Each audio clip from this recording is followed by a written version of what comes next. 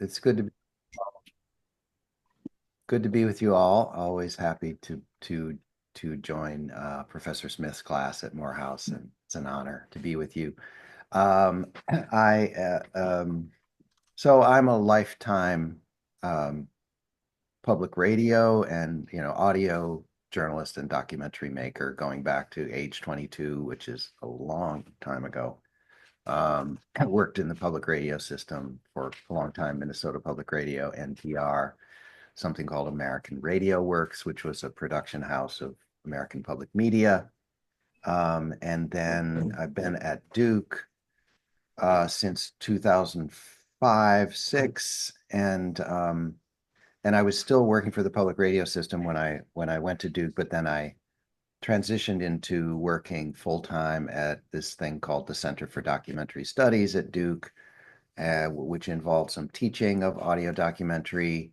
And then I was continuing to make work for the public radio system. And then starting in 2015, making this podcast, Scene on Radio. And that was really a transition that, from my perspective, it was sort of like podcasting had really sort of grown up to the point where I felt like that the trade-offs made sense because, if you're making stuff, say, for NPR programs, you know that everything you make, if it gets on the air, is going to be heard by several million people.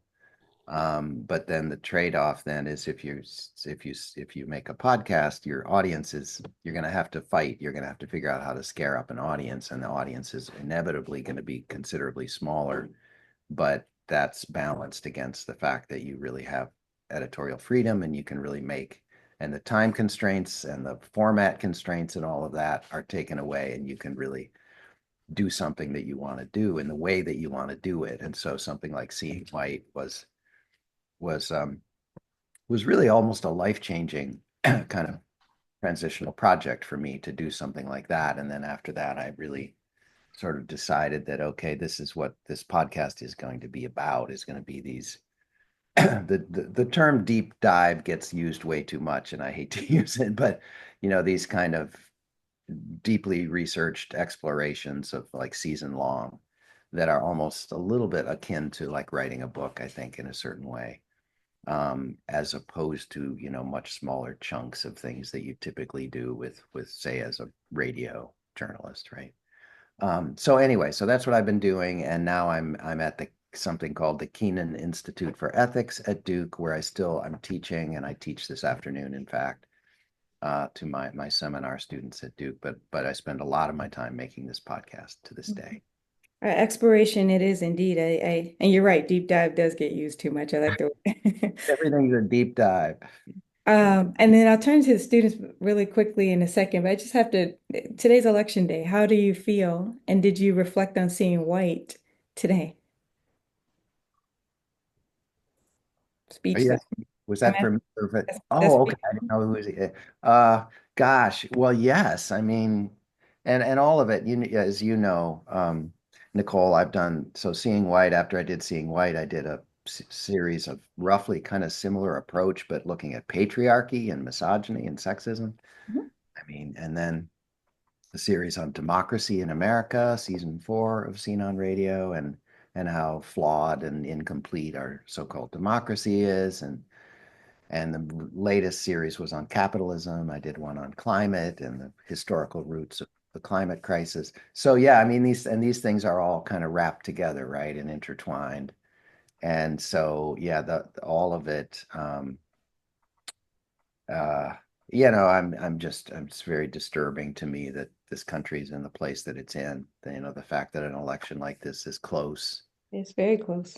really, really troubling to me. And I guess I'm feeling hopeful that the worst outcome won't happen, but we'll see, right? Mhm.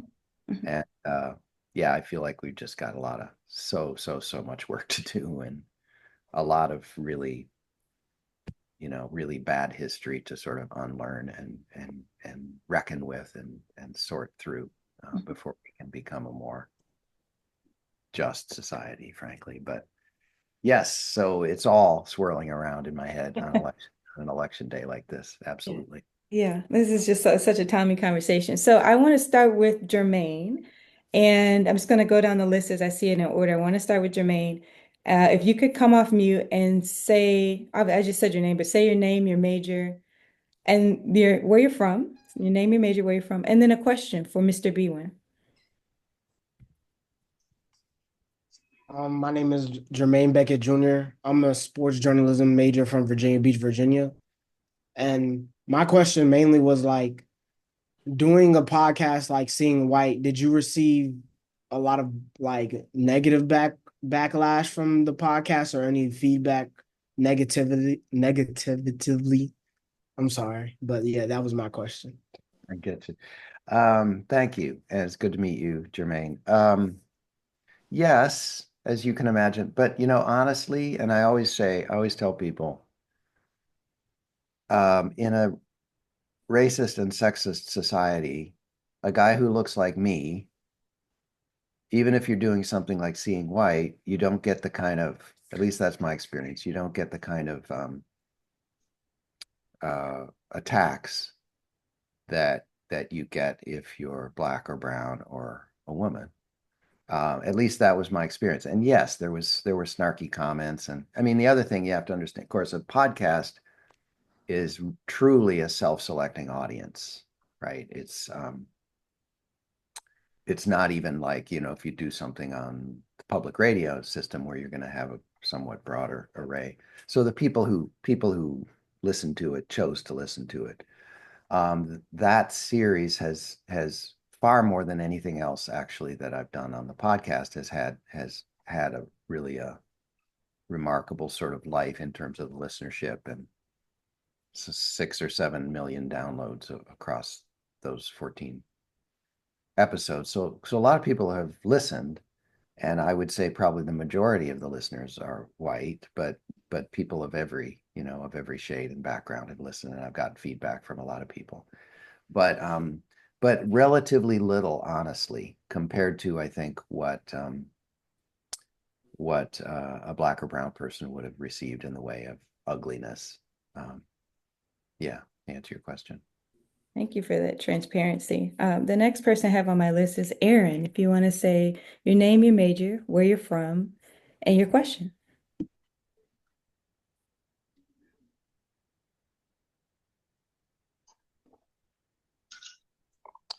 Hi, Mr. Biewen. My name is Aaron Watts. I'm a senior journalism major from Ellicott City, Maryland. And I wanted to know what made you think of choosing Chenjerai Kumanyika as your backup for the podcast. Yeah, great question. Good to meet you too, Aaron.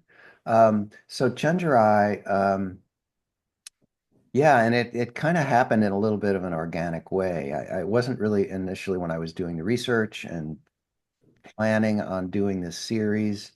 I wasn't planning to have a kind of co-host or, somebody in that sort of role.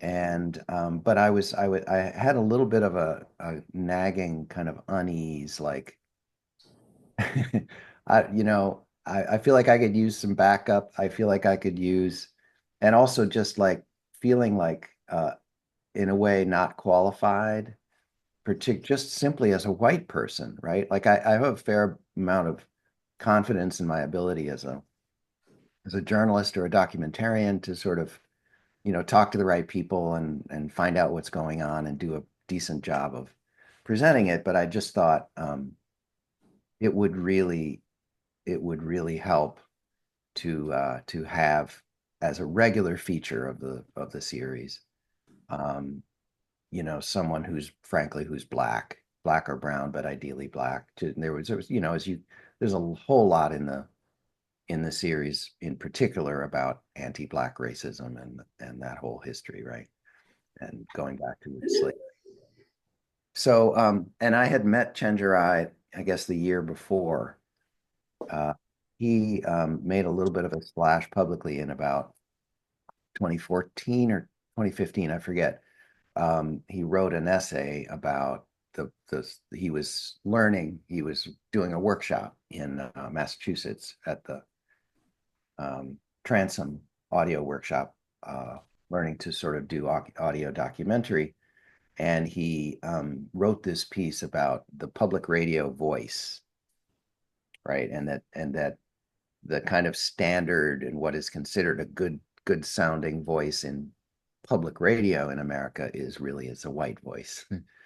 And so he's sort of wrestling with, do I, because he can kind of like he could code switch, like, so how much should I code switch? How much should I do my like white voice versus really sounding like myself talking? And he wrote about it, and it got a certain amount of public attention. And then he was coming to Durham to a course at the Center for Documentary Studies where I worked, though not a course that I was teaching. And I went out of my way to make sure that I met him, and we had some long conversations and really kind of hit it off. So then when I was thinking about seeing white, actually the initial thing was that I was writing that, the what became episode 11, the danger episode, where I tell the story on stage about the kid who held me up at knife point in Philadelphia. I was writing that piece to tell it on stage in Durham, and I was just feeling kind of uneasy about it. And it was the first time where I really felt like I need someone to just help me make sure I'm not kind of stepping into it in the way that I tell this story. And so I called Chenjerai and we had a conversation. And I sent him the script and he said, I think it's fine, and so on. But that was when I really sort of thought, would you like to just be involved in this whole thing? And he agreed to do that. So It's a long great answer, but yeah, it is kind of interesting how it happened.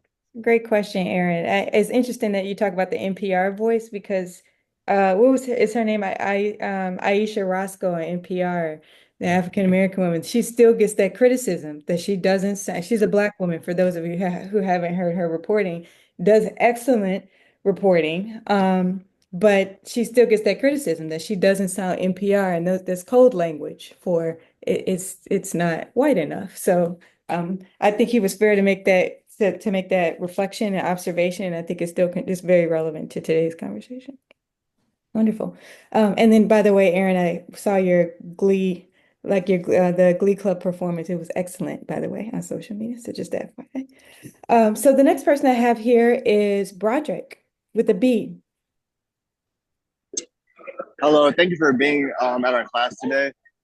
So my name is Broderick Thiessen. I am a sports journalism major from Dallas, Texas.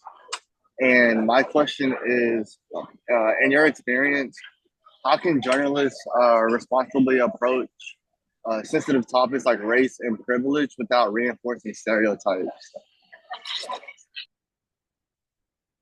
Thank you for the question, Broderick. Good to meet you as well.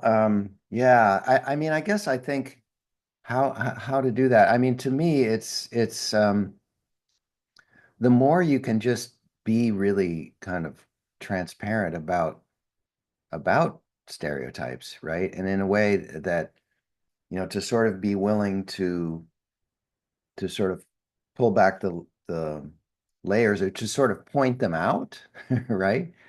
And it's hard to know how to answer your question without, apart from sort of specific instances, right? Like sort of, is there anything in particular that you have in mind when you ask the question, like how to handle a certain kind of situation? It was more like of a general question. Yeah. Yeah, I mean, one way to answer the question is to simply say don't traffic in stereotypes, right? And just be really conscious about them, um, and sort of don't say things that reinforce them or that sort of um, allude to, a particular group having certain tendencies that are aligned with, stereotypes, right? And just talk about people as individuals.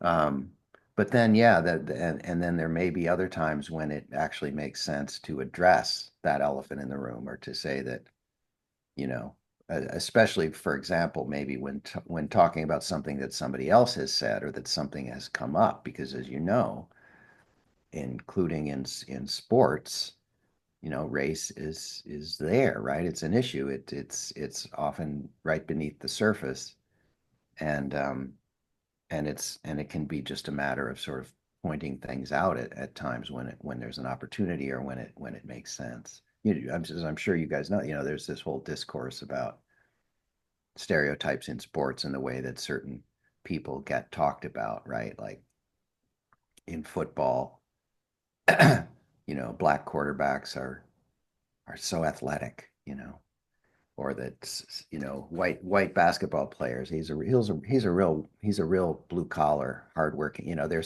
There are certain things that get sort of coded in the way that people talk about even athletes. So to just be really aware and to simply not do it is the is probably the biggest piece of advice. John, to follow up on Roger's question, I'll be honest with you. When I first listened to the episode Danger, I Mm. wondered how you were going to reckon with that because the whole idea of that episode, there is the stereotype or the narrative around a young black man hold at knife point did something wrong. But I wondered when I was first listening, where is he going to go there? Is he going to acknowledge maybe what surrounds this young kid, or the reality of the kid, and maybe why maybe we can think about why he chose to do what he did. But to some of that plays into this, young black men are dangerous and violent and things, and that's it's kind of like this it's there with that episode, and I felt like you did an excellent job of tackling that, acknowledging that, and then also humanizing the kid at the same time.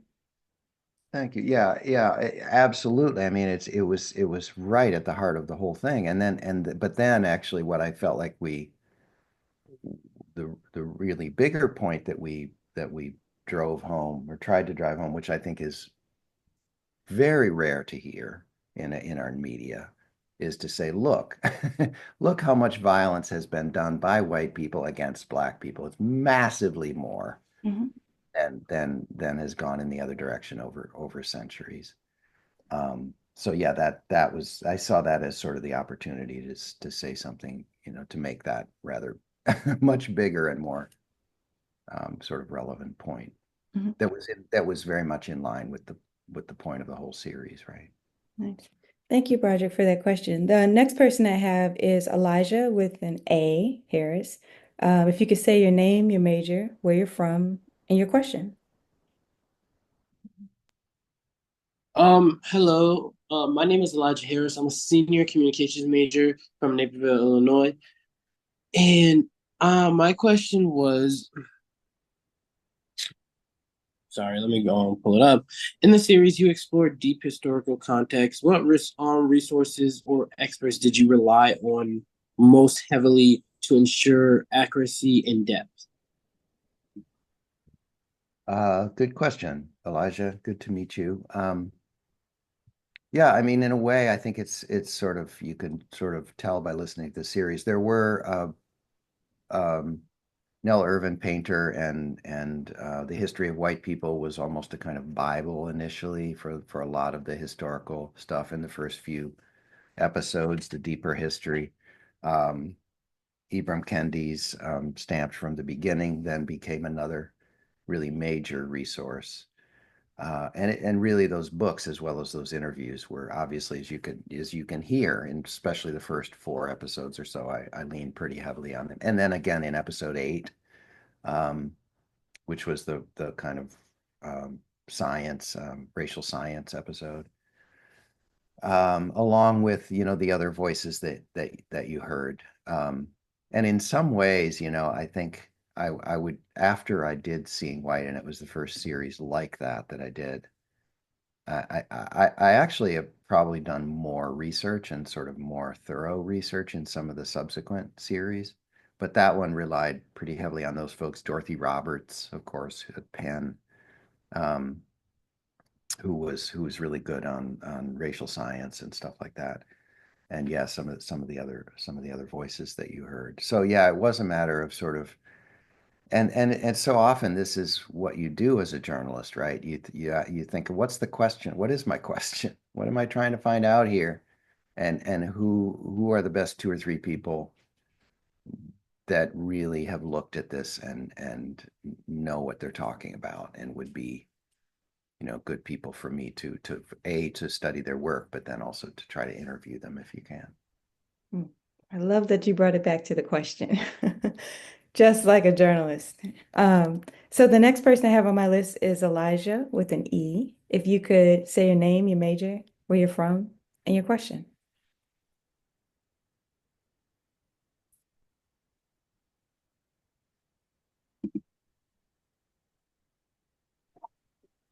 Hello, I'm sorry. My microphone went out. Is this me, Mass?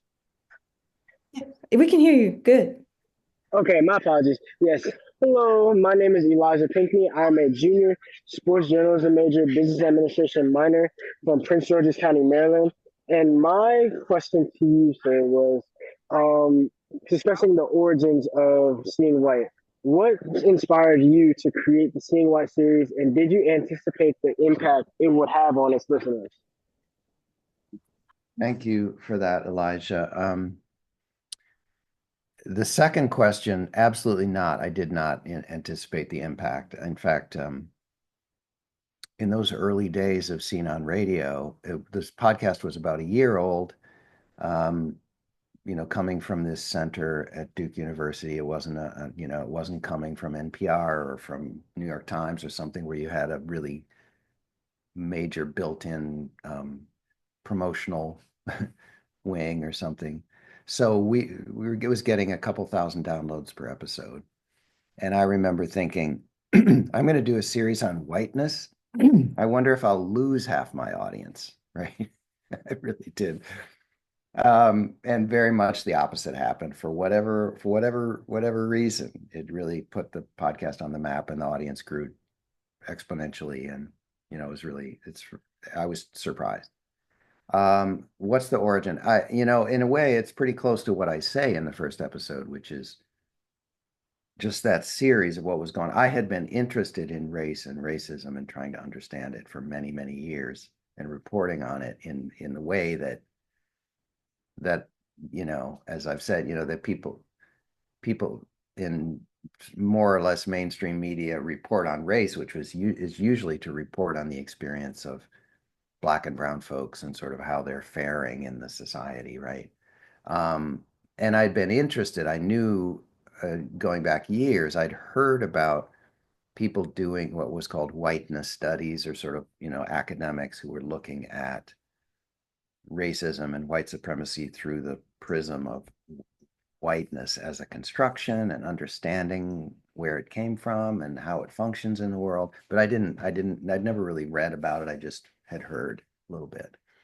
But then with everything that was going on, really from Trayvon Martin's murder to Michael Brown, and then that whole series of police shootings and Oscars So White, and all the stuff in the culture and the rise of the Black Lives Matter movement, and then of course really Trumpism being sort of the last straw.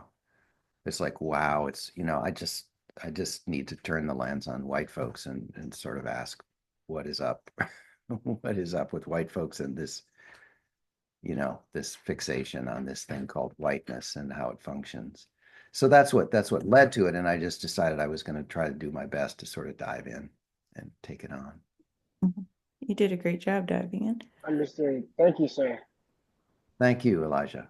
It was a great question, Elijah. So next I have on the list is Emmanuel. If you want to share your name, your major, where you're from, and your question. Afternoon, Professor. Hi. Mr. Biewen, it's an absolute pleasure. Thank you for coming to the class today. My name is Emmanuel Lee. I'm a junior journalism major from New Jersey. And my question for you today is just in regards to how you were challenged throughout the creation of your project, mentally, ethically, morally, how your experiences were challenged, what were some challenges that you had, and what were some of your perspective might have shifted. That's a great question. Thank you, Emmanuel. Yeah, I mean, I feel fortunate in a way that I think I had done a decent amount of reporting. In fact, one project that I think really paved the way for seeing white, and it probably wouldn't have, I probably would never would have happened if I hadn't done this project going all the way back to 1994, 30 years ago now, when I was in my early 30s, and I grew up in Minnesota, by the way, which in a very white place, and but I had all from a young age, I in having to do even like with my father, who was my parents, but particularly my dad, who was always really interested in racial justice for, interestingly, given where we grew up, and had us watch the movies, and Roots and stuff like that. And my parents were actually admirers of Martin Luther King while he was alive, which I don't know if you've seen the statistics on that. It was like 25% of Americans were supportive of Martin Luther King while he was still alive. And he became an icon later. But anyway, so it had to do with my upbringing. But then this project in 1994, which was called "Oh Freedom Over Me," and I got involved in doing a documentary about Freedom Summer, the summer of '64 in Mississippi, which was this, a major civil rights initiative, voting rights initiative that um, involved the murder of those three young men in Philadelphia, Mississippi, and that's what it's best known for. But it was a much bigger project than that, and much more interesting story. And that was a in a way a kind of breakthrough, because it helped me to start to get an inkling of how deep and culturally embedded white supremacy is in the country. And I when I was working on that, going back to 1994, I was like just obsessed and losing sleep, and because it was just rocking my world so heavily. So, having done some of that kind of work, um, eh, uh, it wasn't maybe as kind of, what's the word, traumatic as it might have been, because I had done some of that sort of work and made some, but still working on seeing white. And I've talked about this, that the I said it in episode 13, that the white affirmative action episode, that presentation that episode is built on by Dina Hayes Green of Racial Equity Institute, about the history of 400 years of, you know goodies being given to white people, and that the history of affirmative action is really the history of white affirmative action. That was I just had a very powerful impact on me. But I think I can say in a way that it wasn't it wasn't so much emotional, like, you know, it was more like, it was kind of more intellectual. And it was sort of like, wow, as a journalist, this is great stuff, right? Because anytime that you're a journalist and you sort of recognize most people out there think this way, but actually the truth is this other way, that's just like that's like waving the red thing in front of the bull. It's like, as a journalist, that's now I can just dig in and I have some stories to tell. Um, but you can also hear moments too, like those exchanges with Chenjerai, where he said to me, you know, I don't envy you, as a white person having to reckon with all this stuff, right? And how do you feel? How attached are you to the idea of being white, right? And anyway, so yeah, there were some moments where it was just like, and in that moment, I didn't quite know how to answer the question, and so we came back to it later. So I don't know how clearly I'm answering the question, but it was mostly, I would say, I guess what I'm saying in a way is that I was sort of ready to take on this stuff without it being, and having it being able to look at it as, wow, this is great stuff, and I have a really powerful story to tell here, and I'm okay with it, and I'm not afraid of it, which maybe at an earlier time in my life I just wouldn't have been able to, as I think a lot of white people would really struggle with, really just frankly facing up to this stuff. Why do you think that is? Even if it's just part of your reporting, and like you said, they've opted to listen to this, to the storytelling. Why do you think that people might still struggle to accept some of the things that you reported on? Well, I think it's, yeah, it's a good question. I think there's a combination of things. Some of it is there's a kind of fear, maybe, of, first of all, and some of the pushback that I got was, oh, you're saying white people are bad, or and it's an important distinction to say we're not saying white people are bad because they're white. We're saying that whiteness as a construct has really only been has really only functioned in ways that are bad, right? But that's not the same. But everybody, everybody then lives within that system, and I just personally, like I can say that I was born into this world. I didn't invent whiteness or white supremacy. Um, so there's no reason for me to feel terribly guilty about just being white. But if I um, remain complicit or just take advantage of a system that advantages me, then I should feel guilty. Then I should be ashamed of myself. So, that distinction. But I think people, they get people identify if they identify really clearly with their whiteness, then it's like, oh, you're telling me I'm bad because I'm white, and that's frankly a misunderstanding. But then also, I think there's sometimes a fear of like, oh, well, if we really fully acknowledge and end a system of white supremacy, then that means things are going to flip, Mm. right? And say, black and brown people then are going to be in charge, and they're going to treat me the way we treated them for 400 years, and I don't want that. So, understandably, that's not actually what black and brown folks are advocating, right? So it's so there are reasons that people have fears that are tied up in confusion, frankly, and a lack of understanding about what's going on. Mhm. That's a great answer. So I have Harrison next on my list. Harrison, if you want to come off mute, say your name, your major, where you're from, and your question. Yeah, hi, Mr. Biewen. Thank you for taking the time to be with us today. I'm a journalism major from PG County, Maryland. And my question is basically, how do you balance like your own personal bias or perspectives when covering sensitive topics, specifically like race? And what advice would you give to like an aspiring journalist who wants to maintain objectivity while also, creating a certain level of nuance for, different types of viewers?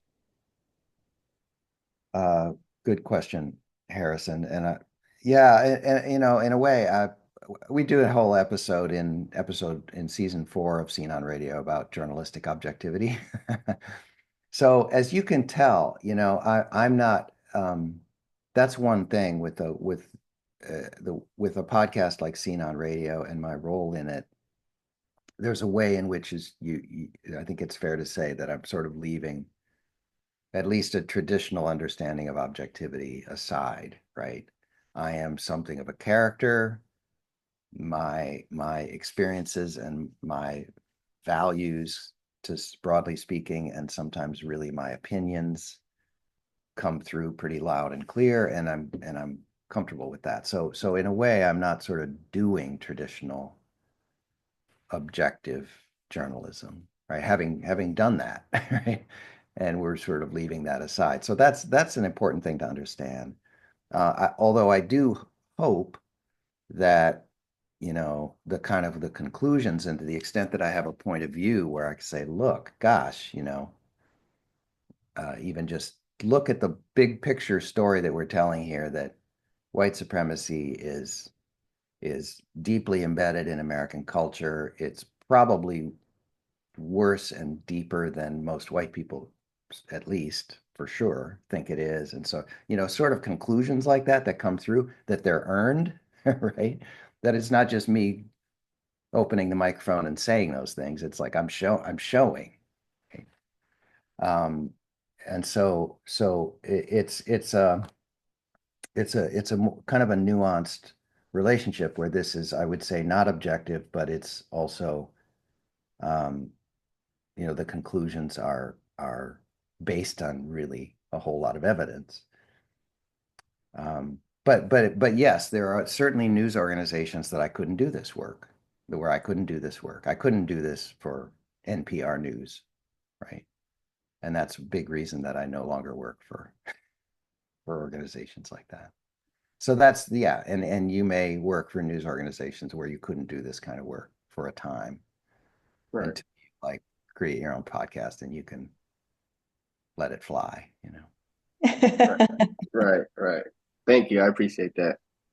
That just makes me think. And when you talk about just kind of some of that before, even before Harrison's question, some of that confusion and what's embedded, and it's making me reflect because, like for example, when you say earned it, at the end of the day, people do earn things. Someone earns a degree or they work hard to get a job. And if it's a white man who earned a degree, but not taking into account that what created a circumstance so that you were stable enough to be able to go to college or be able to have a job opportunity. So it's like a yes and thing to me when I think of it. Yes, you did. There are things that you earned. There's no one's taking that away from you. But at the same time, can we acknowledge that there is a system set up in place so that you have the opportunity to earn? So um, anyway. I would just add that what I was talking about when I said it was earned was that I was saying not that my position in life was earned, Mhm. but that if I'm asserting a kind of conclusion or an opinion, that it's earned by the evidence that I've shown. Yeah. I think this has definitely shown that you earned that place in the conversation. Ian, I have you next. And if you could come off mute, say your name, your major, where you're from, and your question. And I'm going to try to give shorter answers because we're not Sorry. everybody We'll question. keep your answers as authentic as you like, John. Go ahead. Hello. Oh, My name is Ian Cheyenne, and I am a journalism major with a minor in theater performance from Silver Spring, Maryland.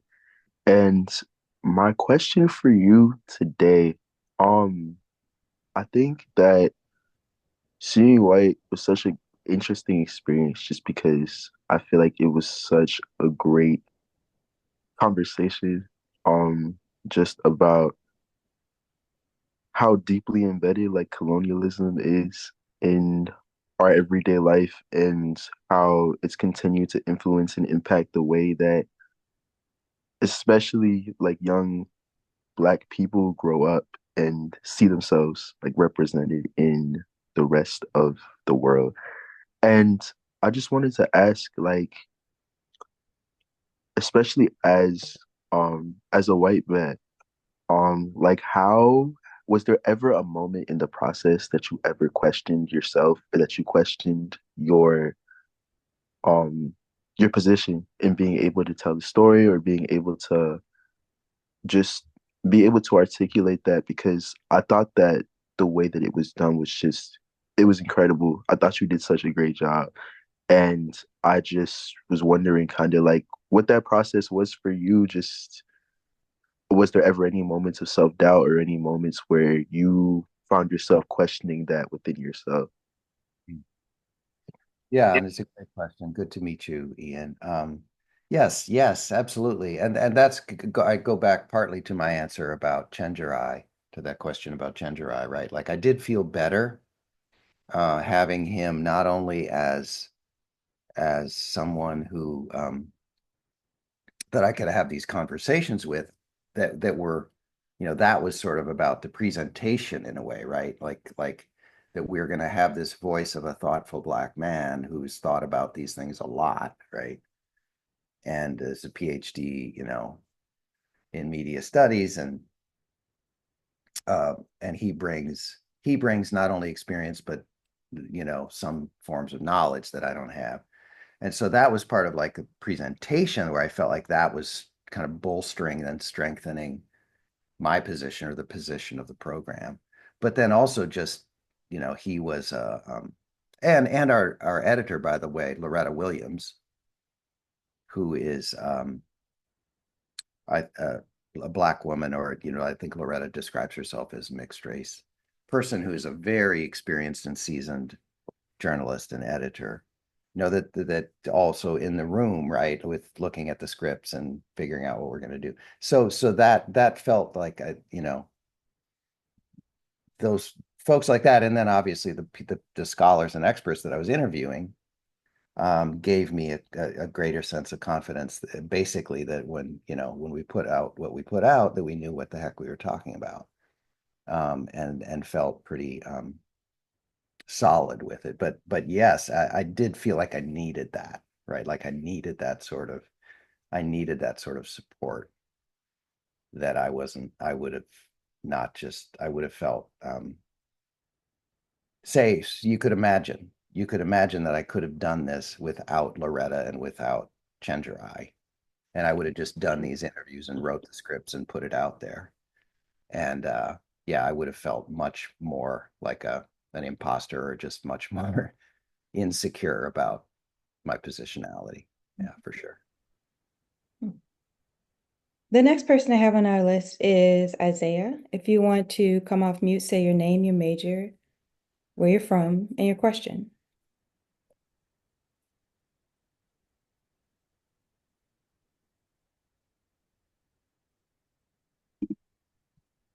Culture is six Hello. grades. My bad. No worries. Go ahead, Isaiah. So I'm Isaiah DeBose. I'm a sophomore in journalism and Spanish double major from Lithonia, Georgia. And my question to you was, what do you think it takes a white person or a person of privilege to kind of recognize, especially if they're have like kind of been raised in a certain situation, to recognize um to want to acknowledge and like notice that they have a certain privilege, and to kind of maybe do something about it, or attempt to change, or like kind of just settle into it, like what do you think that takes to really make that realization? What a great question. What a $1 million question, right, Isaiah? What does it take? Poof. It takes a little bit of courage. It takes, I don't know, so go back to that, uh, what I said earlier about why people are resistant, or, hold on, or fearful, right? So it's almost you're asking the flip the flip side of that coin, right? Like, how, for people who are willing to say, okay, I'm willing to own up to the way the world is, to acknowledge it, and acknowledge my place in it, and acknowledge the advantage that has been given to me, and my privilege. Um, yeah, I mean, so much gets wrapped up in people's upbringing, right? And how, and even also their sense of, almost a kind of confidence, to me, that's lacking, and that it requires a certain kind of confidence that I'm okay, I'm okay in my skin in this world, even if I acknowledge that I that I live in a world where, you know people who look like me have an advantage. Um, so yeah, it's courage, confidence, a certain kind of character, and having been, and all of that is tied up with what folks have been exposed to, right? And there's a reason that a lot of really conservative people don't like the higher education system, because people who go to college stand a better chance of being exposed to being able to, like, wrestle with ideas that helps them acknowledge, like, oh yeah, okay, I see how things are, and I see my place in it. um so yeah, education, character. But yeah, it's a tough question, but it's something I think about a lot, because I think about, like, theories of change, and how do we reach more folks, especially white folks, so that we could have a better world. Wish I had a really easy answer to it. Thank you. That was an excellent question, Isaiah. Next on my list is Joshua. If you'd like to say your major, where you're from, your name.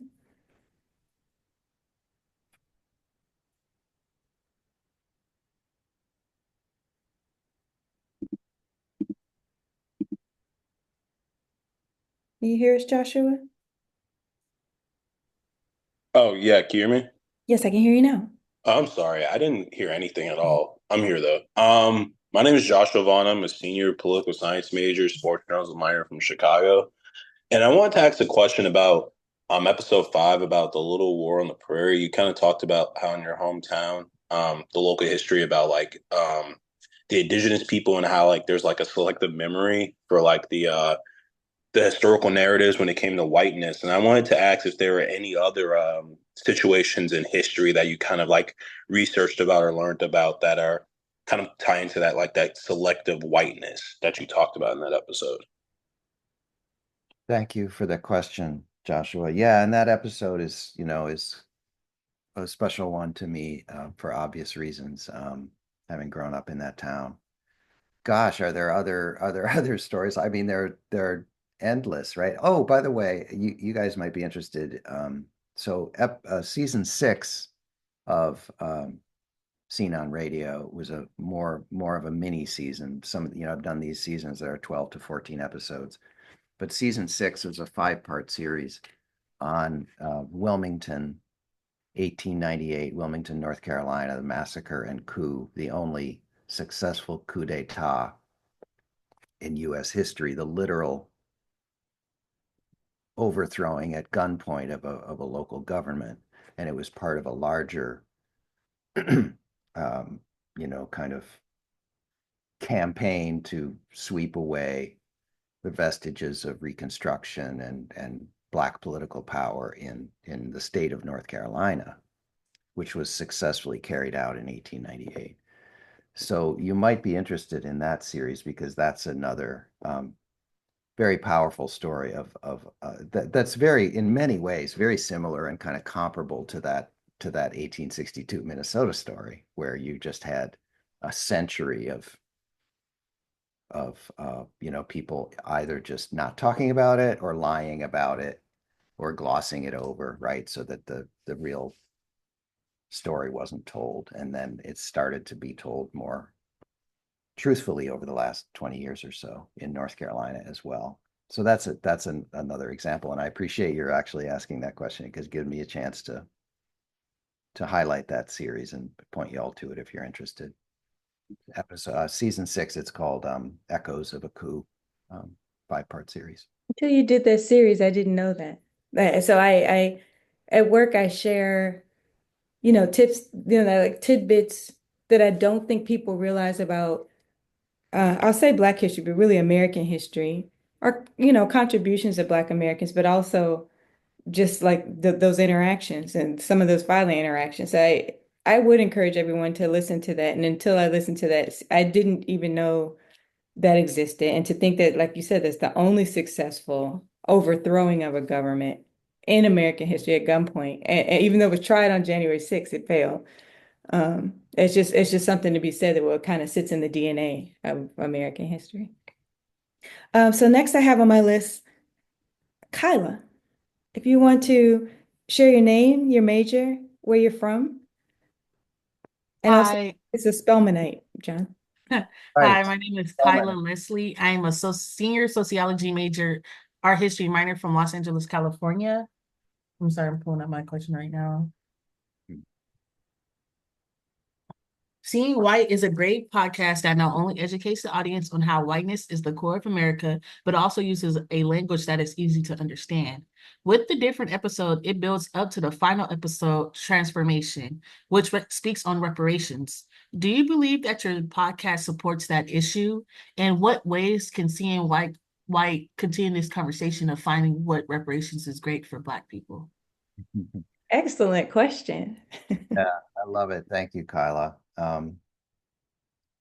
Wow. Well, yes, I think do we support it? Yes, I think if I'm understanding the question right, I think we come out pretty clearly on the side of yes to reparations, although obviously with the caveat that that's a real conversation about what exactly it would mean, what shape it would take, and it wouldn't be necessarily easy to do. It would be expensive, but this country finds the money for things that it decides really have to happen, like wars.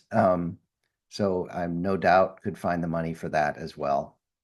and I'm absolutely in favor of a reparations program of some sort.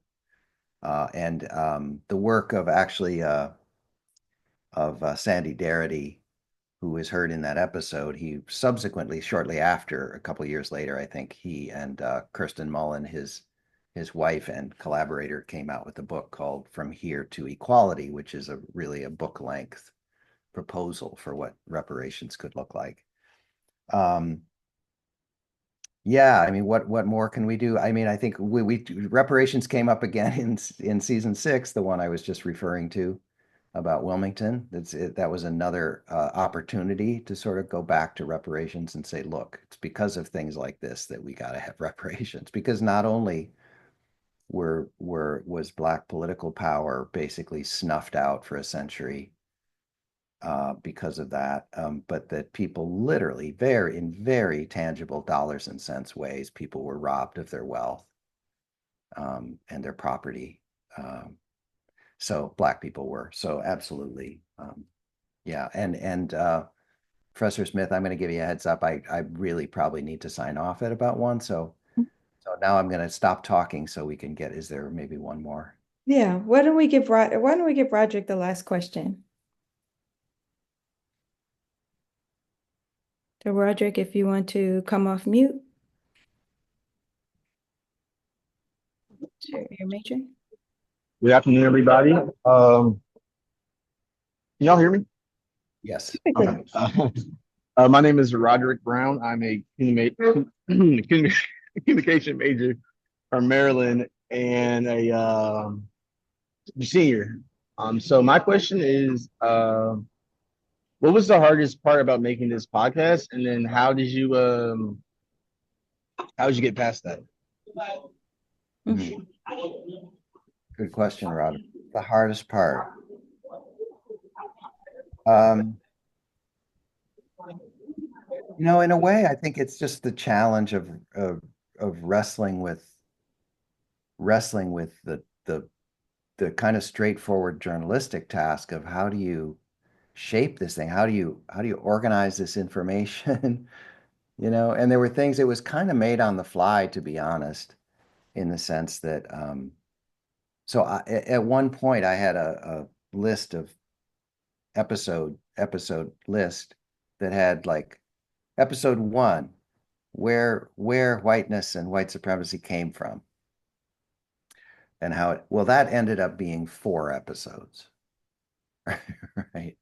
Or really 5, because it ended up, no, episode 1 is really an introduction, so it ended up being episodes 2, 3, 4, and 8, right, which was the skulls and skin episode. And so it was just just really the task of taking this massive information that I was gathering along with folks on my team and thinking about how to organize it and lay it out. And I was repurposing some things, right? Like I had done Little War on the Prairie a few years before, and that was kind of repurposed and put in, and likewise the Corbin, Kentucky piece, like I was, repurposing that. So I had some things that allowed me to kind of build out the series, but a lot of it was new reporting and just figuring out how to kind of shape it. And that was a huge challenge. And I feel reasonably good even at this late date about how it all kind of, the shape it all took, but I also had some really good help with that, with these folks. It's a classic, especially when you do, like you said, exploration. So we won't say deep dive. That is a classic problem that people have. I've done so much reporting. I've done so much research. I've learned so many things. How do I synthesize this and get this out there in a meaningful way, in an organized way? So you're not alone, John, but you did an incredible job. I'm sorry, Scotty, we don't have the time. So I want to respect Mr. Biewen's time at 1 o'clock. But John, thank you so much. I always enjoy this conversation. You're just so transparent and open and honest about the reporting, and then also just as an American and as a human being, bringing all of yourself to this class every semester. So I appreciate your time so much. And on behalf of all of us, thank you for being here. Thank you all. And I apologize to Scotty if we didn't get to your question. Shoot me an email or something for real. But anyway, I appreciated really smart questions, and it was great to meet you all. Always good to be with your class, professors. I'll follow up with everyone with a written note in Slack, and have a good election day. Go vote. Go vote if you haven't. Bye. Thanks. I got to run off and teach my own class now. So take care. Bye, Mr. B. Thank you. Take care. Thank you. Thank you, sir.